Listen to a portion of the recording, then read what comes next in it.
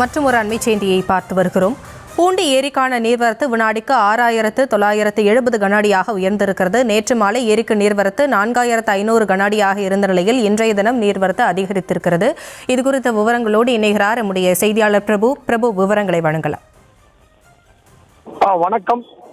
திருவள்ளூர் மாவட்டத்தில் பெய்து வரும் கனமழையின் காரணமாக கடந்த 3 நாட்களாகவே அதிகமான மழை அடிக்கடி விட்டு விட்டு பெய்து வருகிறது.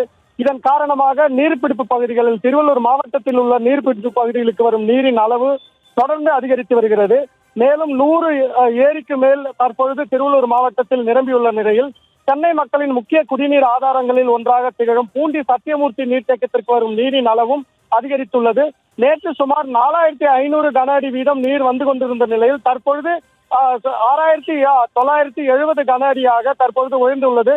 அதாவது ஆந்திர மாநிலம் அம்மப்பள்ளி அணையிலிருந்தும் நகரி பகுதியிலிருந்தும் வரும் நீரின் அளவு அதிகரித்துள்ளதன் காரணமாக தற்பொழுது பூண்டி ஏரிக்கு வரும் நீரின் அளவும் தற்போது அதிகரித்துள்ளது. இதன் காரணமாக ஏற்கனவே உபரி நீரானது 4500 கன அடி வீதம் திறந்துவிடப்பட்ட நிலையில் சுமார் 10 மணி அளவில் அது 6500 கன அடியாக உயர்த்தவும் தற்பொழுது மாவட்ட ஆட்சியர் உத்தரவின் பேரில் பொதுப்பணித்துறை அதிகாரிகள் திறந்துவிட நடவடிக்கையை மேற்கொண்டு வருகின்றனர்.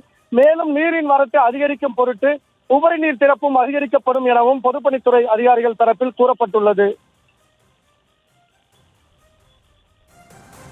விவரங்களுக்கு நன்றி பிரபு.